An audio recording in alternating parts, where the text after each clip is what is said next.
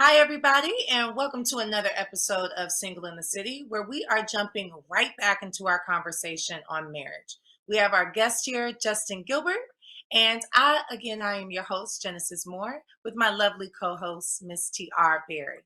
Thank you guys for all of your comments, but we're excited to jump back in. You ready, Let's T? do it. Let's do it. Hey, Justin. Good evening, ladies. Hi there. Welcome. Thank you for having me. Glad to be here. Absolutely. Well, we're jumping right back into our conversation on marriage and the viewpoints of modern millennial men and how they feel about marriage. And, again, sorry, but you are speaking for all men today. No pressure at all. None. I have just shifting some gears here. Okay. When you think about a family structure, as far as, children and grandma and grandpa and all that other type of stuff, do you think marriage once was more important than what it is now when it comes to that family structure? Or do you think, like, now because we've moved in 2021, like, okay, maybe back in the 50s, like it was like, yeah, mom and dad together. But now it's like, none of my friends I know have parents that are together. Most of my friends have parents that are divorced. So do you think that is, as far as the family structure is concerned, a wavering, I would say, requirement?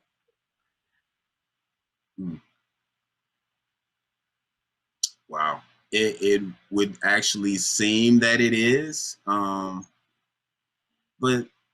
that's because I don't think people are putting I don't think there are people are approaching marriage with the care that they should. So marriages are dissolving, the family structure has become something different that it wasn't in the ages of the baby boomers and that sort of thing. I say that because back then we, men and women were working together and building, especially in our community. It was more about like, okay, well, this structure works best. And there were some ideologies back then. I can even speak on my father. He was forced to get married to his first wife by his father. My father was a young man in the military. He got a young woman pregnant. His father forced him to marry her. Now, that wasn't ideal. And now we are much more concerned with our own mental health and our own well-being, as we should be. However, that did give those kids a family structure, even though it didn't last. So it gets really tricky in terms of like what's right. I know that ideally I would want to raise if I'm to have any more children, I want to have a wife first. Like that's kind of prerequisite for me. Like no more kids before I'm getting a wife, because I've had to really be very intentional about how I'm raising my son as a single man and a co-parent with his mother, so that he gets a balanced or a good, clear picture about how a man should treat a woman, how a family works without me being under the same roof as him. So it's more work to do it that way, but it can be done. It just takes a lot more work. So yeah, the family structure has definitely changed, but I don't think that that it's ideal for the next generation, or for the kids to see it this way. But this is just what they're seeing more often than not.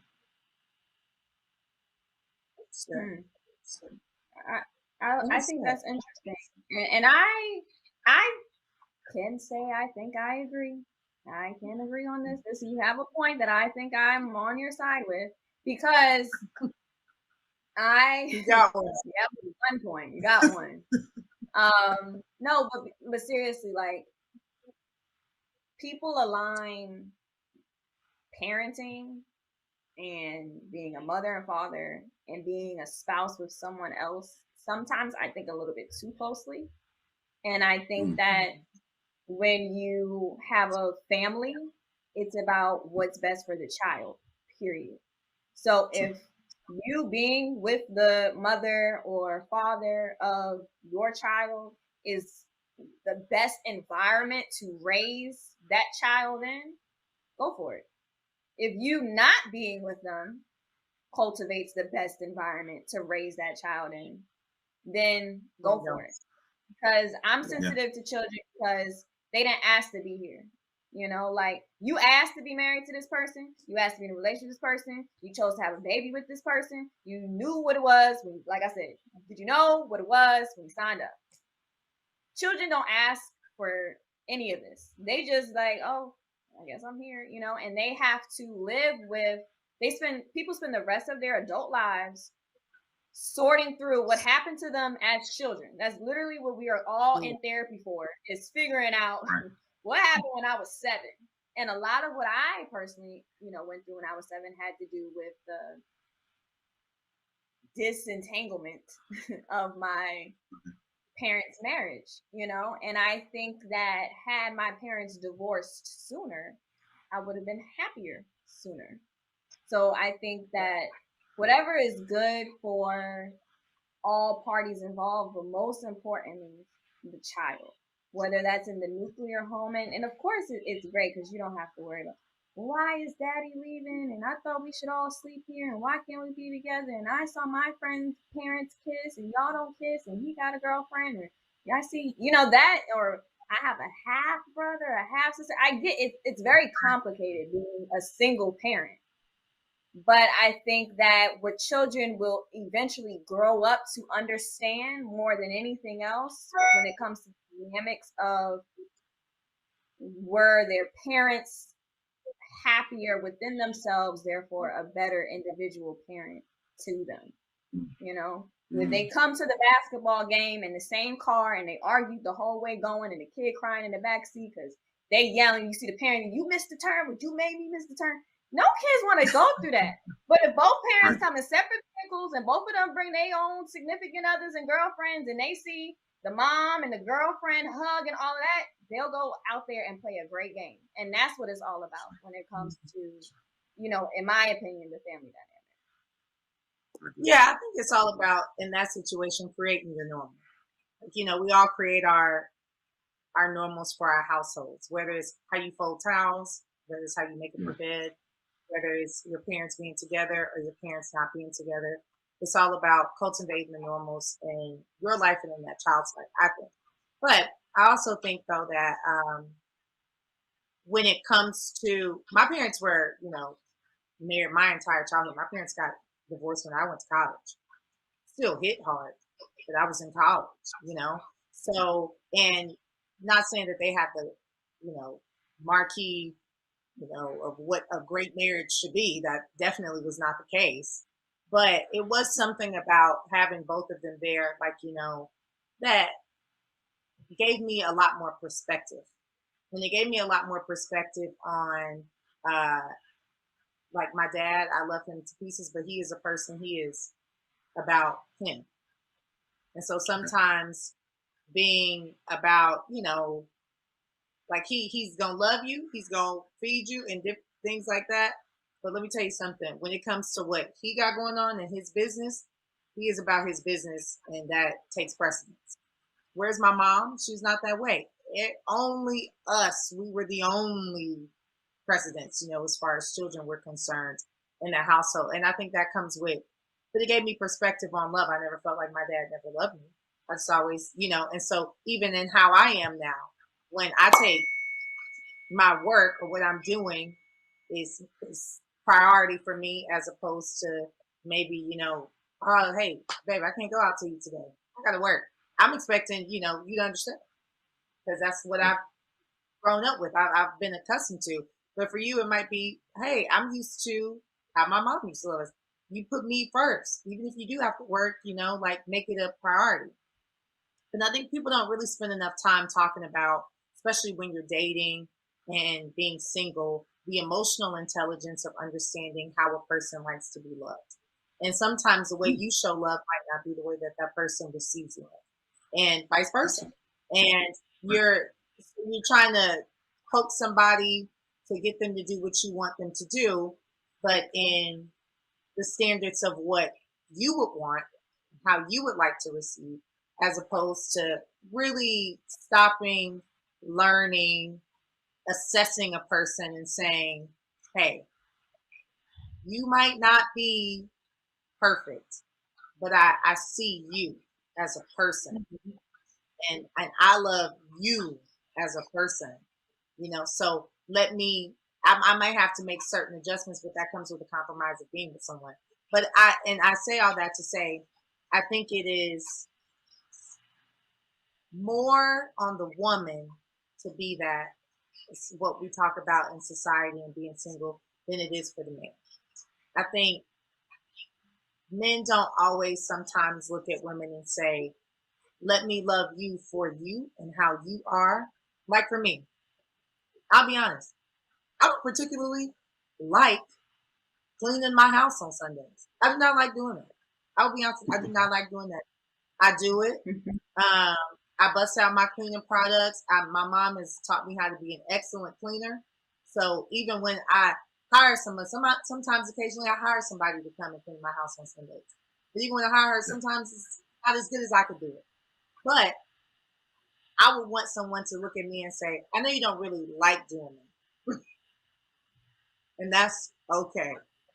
You don't have Let's to hire somebody that we both like to do it. Right. Let's work on that and that compromise. And what I'm saying is that I feel like a lot of men don't have those, or they're not taught how to have those conversations when they see something in a woman that is sometimes an area of opportunity, as opposed to just stopping and being like, oh, she don't know how to do this. I ain't trying to be her. Axe off my list. Instead of looking at all the great qualities that you're getting from a person. That's just me. That's very interesting. I think men find that as excuses, though. Like a man will say, "Oh, I left you because you heat your food for a minute, and I like it for a minute and 30 seconds, and I can't do no girl that like her food cold." Men will look for, when a man want to be out, he will look for any reason to be out too, and those are red flags as well. My mom always say they're gonna look for how you keep your kitchen, how you keep your bathroom.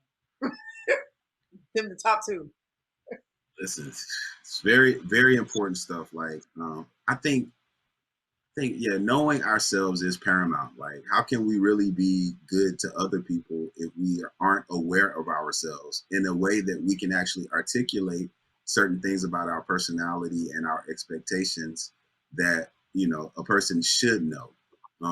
I just got hip to this book the other day. It's called 8 Dates. I don't know if you ladies have heard of it, but it's basically, it talks about the 8 areas that people need to have very transparent conversations before they consider getting married. And I think if everybody covered them, we would avoid so much. I can tell you the 8 real quick. They are trust and commitment, conflict, sex, money, family, fun and adventure, growth and spirituality, and dreams. If people sat down and actually discussed these things, made this priority, instead of leaving things to chance or going based off of a feeling and all of this, this stuff that changes over time, and get these absolutes and really open those levels of communication, I think then people will start making very good decisions in terms of who they're choosing to marry and build with. Because yeah, like the feelings, like that stuff, I don't know. I'm even dating differently now. Like I'm kind of being more spiritual. I am being very patient as far as anything. Like I don't even really want to get into like deep physical stuff. I can say it that way. Like I would kind of want to kind of stay away from that, because I understand how that muddies the waters and makes things difficult to really ascertain and be very clear on what you're receiving or what folks are saying, what you're getting. So I don't know. That's just where your conversations were taking me. But yeah. Yeah, no, I love that because I think as women and men and just people in general, we look for those things and we look for evidence in those 8 categories while we're dating a person, and we don't even realize that we're doing it. You know, you look for. That's why city girls can come in and where the bag at? Where the bag at? I need they somebody willing to have the conversation. You let her know upfront, this is what I want. Come get this, buy me this. I want that. This is what I need.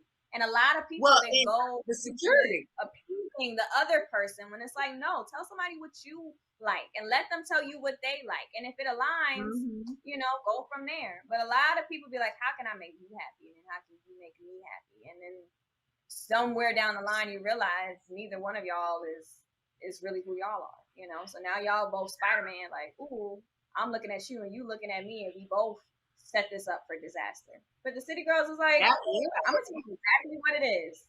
And I have more respect for men who be like, you know what, you cute and all, but you ain't the only one. Because I could look back at him and say, you know what, you cute and all, but you ain't the only one. Now let's eat.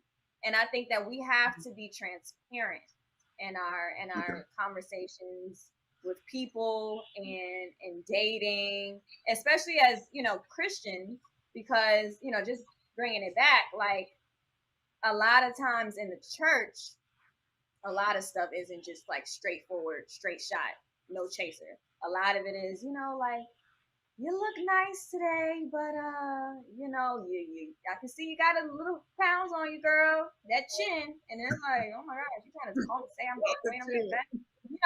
They not gonna just hit there and be like, girl, you didn't gain some weight. What you doing? That's not kind of the always, I don't want to say biblical, but the church approach to it, the institution of it. So I think that we as younger Christians need to be willing to be straight up with each other and with everyone around us, with our parents, with our communities, and that way it's no surprises when you're like, oh my gosh, you weren't a virgin. Like, let's have that conversation the first date. Like, oh my god, yes. I mean, you saw I had a kid. If he has a kid, is he a virgin? Like, come on. You have to have these conversations with people.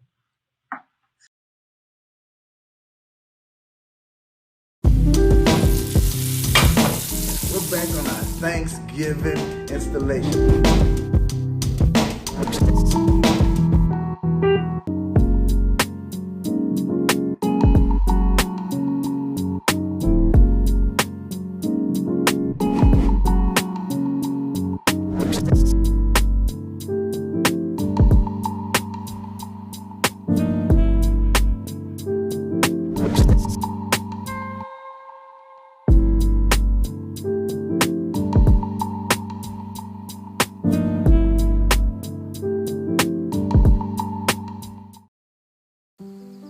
Hey, Dad. I need your help asking Jessica to prom. Of course. Love is like the ocean. You have to tread the waters. Dad, that's not the kind of help I needed. Hey, Jessica. Will you go to prom with me? Yes. You don't have to be perfect to be a perfect parent. Thousands of teens in foster care can't wait to share their first with you.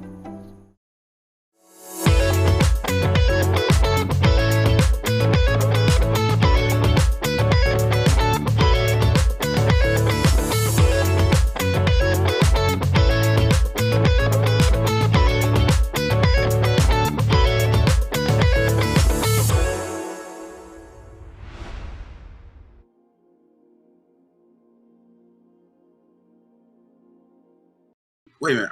Are you glorifying JT and Young Miami? Just to be clear, because it sounds like you're saying the City Girls approach is something that you admire because it's transparent. Am I missing something? I'm not glorifying their approach to dating.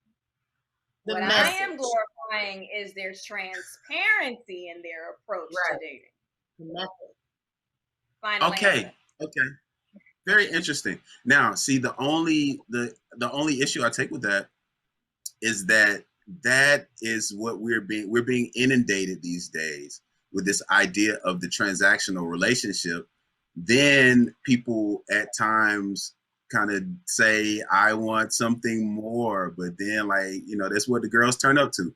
And this is what the girls are stealing captions from on Instagram, you know what I'm saying? These little one-liners, you know what I'm saying? And yes, finance is important, you know what I'm saying? However, like, the real exchange, like there's so much more to stuff. And I think it's just a limited perspective when that is someone's chief aspiration from a relationship. And I mean, it can work. Some people, that's all they know. And I have a friend of mine. She is like a little ahead of me age wise, but people probably think she might be 10 years younger than me. And to know that she is, when she's approached by some younger men, the conversation out the gate is, yo, you bad, I'll take care of you, I'll pay your bills. Out the gate. Like, that's the approach.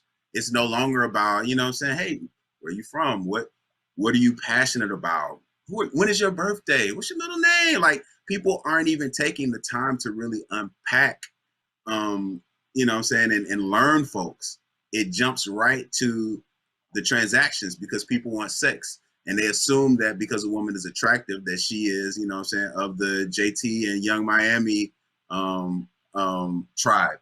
And that's what it's on. So, I mean, you know.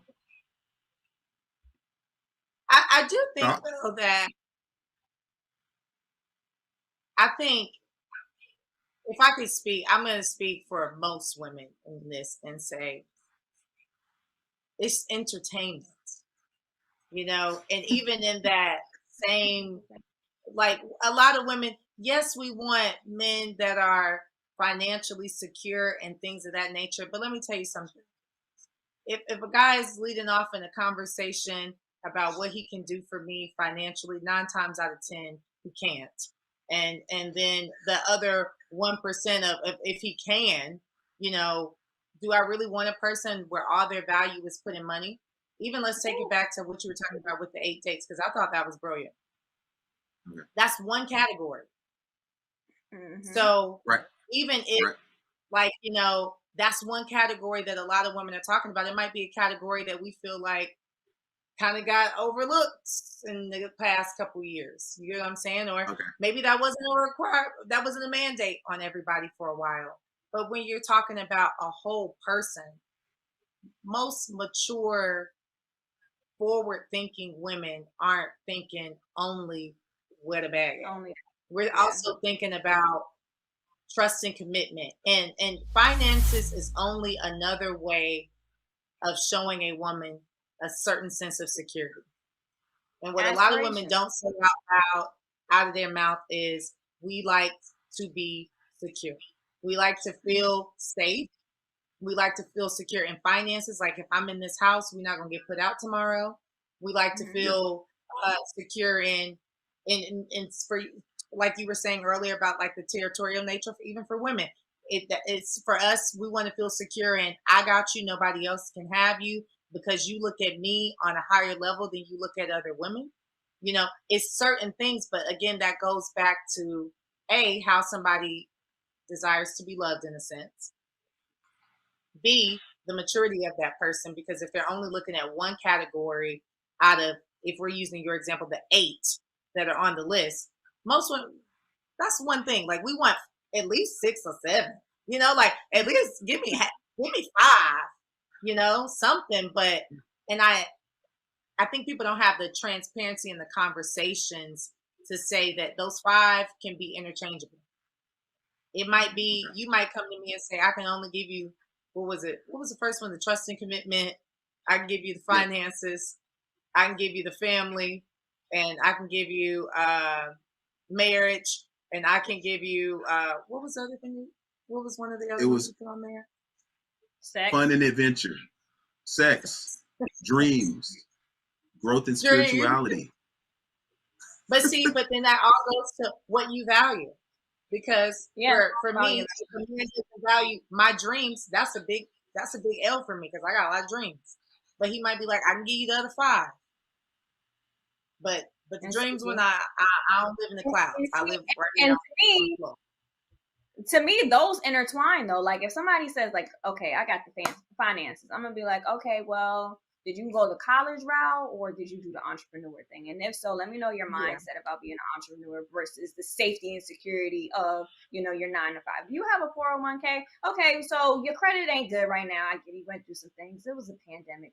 But, do I trust you to pay the mortgage or are you going to go below that, somewhere else at the strip club? Those are certain things that's like, okay, I can see how you pay for lunch or you pay for dinner, but the overall circumstances of your finances, and I know I'm not trying to be in anybody's pockets, but it's more so about your mannerisms, the way you handle your career, the way you handle your finances, the way you treat your mama, the way you, talk to people, the way you have sex. We're gonna talk about it. Let's talk about it. All has to do with the makings of a person and how you coalesce with another individual.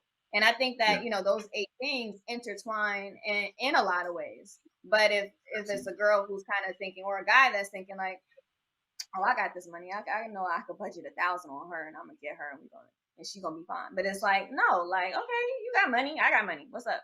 And then when you talk to them like that, and you approach them like that, it's like, oh, so we really gonna get deep. And a lot of times I'm sitting across the table from somebody and they like, dang, I just wanted, some crab cakes. Now she want to talk about my childhood. And I'm like, I'm just here to have a conversation. But I think it's important, overall, like I just try to reiterate, is have conversations with people before you get so far in a relationship and realize like, oh, this ain't it. And people are bound to change. That's why the whole idea of a marriage having a 10-year renewal is something that's like, I see how you could do that, because people are going to constantly change and evolve and go through cycles. And who you are when you first get married is not the same when you have children, because the dynamics change. Before it was just you and this person. Now it's you and 3 little people, and you got to get up, and then you don't feel like changing the diapers, and you forget to pick the kid up from school. It's a lot that happens, and then parents get older and they pass away, and you deal with a lot as an individual as you're attached to someone and you're expected to go through life with them. But I think you find value in the partnership when you know who you're with and that person knows who they're with. And that doesn't happen if you're not transparent about, hey, like I didn't like what you did, or that threw me off, and if this isn't working out, let's talk about this, or let's decide to part ways amicably before we 20 years in and realize we don't like the person that we're waking up next to, Wow. And another piece out of that is, because I love that too. I love that. But that's on. A lot of people get caught up in the imagination. Yeah. Let's be clear. I've never been married. I don't know. I've never been in certain situations. I've never been privy to that information to know what exactly I might do in every situation when I'm married. But I know myself on a core value level.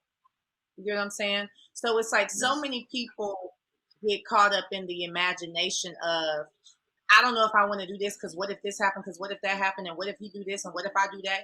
And it's like, just calm down. Nothing's even happened yet.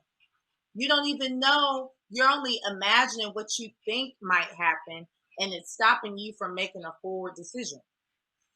If I'm the same person in 10 years that I am right now, I am doing life completely wrong, in my opinion. I don't aim to be the same. Every day I wake up, I aim to grow, and I would just hope. And I think that that's where the spiritual piece on being married to someone, you can only just hope that who God has ordained to be in your life. I wake up there a lot of days and be like, God, is anybody or anything that's in my life right now that's distracting me from what you have for me to do? I need you to remove it out of my life. And I have those kind of conversations with God. And God, anybody that comes into my life, I'm praying, Lord, show me some things through my spiritual eye. Show me some things that I might not be able to see with my physical eye on this person's character, who they are at their core, who they are in depth as opposed to just the shiny objects, the smoke and mirrors that are based on, if he got money now, he gonna have money in 10 years. That ain't how it's always gonna work, you know? Right. So that's all I say is it's just allowing a lot of room for grace, for change, but also prayer that if someone does enter into your life, even if it's just a friend, that you'll have the discernment and the character and that spiritual piece to say, I know this is not what God has for me because I'm moving in a different direction. Or praying and being like, God, show me out of these 8 things, which one of the 5 are going to be the most important to me in my journey that I'm on. That's my piece. I love that. Very good. Yeah, I mean, it just kills me. People are always just like, I don't want to get married because I'm like, you've never even done it. It's like being like, I don't like the roller coaster. You never even got on the roller coaster.